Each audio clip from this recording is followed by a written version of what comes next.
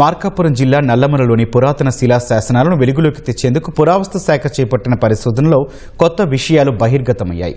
రెండో రోజైన శుక్రవారం నల్లమల అడవి సమీప గ్రామాలైన అయ్యంబొట్లపల్లి, చాపలమడుగు, ఎర్రగొండపాలెంలోని పురాతన చెరువు కట్టపై ఉన్న 10 శాసనాలను గుర్తించారు. కళ్యాణి చాళుక్యులు, కాకతీయులు, విజయనగర రాజులు, పొత్తాపి చోళుల సామ్రాజ్యాలకు సంబంధించిన రాతి శాసనాలు గుర్తించారు. వీటిలో కళ్యాణి చాళుక్యులు కన్నడలో వేసిన శాసనం వెలుగు చూసింది. శ్రీశైలం మల్లికార్జున స్వామి త్రిపురాంతకం ఆలయానికి భూములు, గ్రామాలు ధారాదత్తం చేసినట్లు లిఖించి ఉందని పురావస్తు శాఖ డైరెక్టర్ మునిరత్నం రెడ్డి తెలిపారు. మిగతా 9 శాసనాలు తెలుగులోనే ఉన్నట్లు పేర్కొన్నారు. కాకతీయ గణపతి దేవుడికి సామంతుడైన గంగయ్య సాహేని అనే రాజు త్రిపురాంతకం ఆలయానికి భూములిచ్చినట్లు వివరించారు.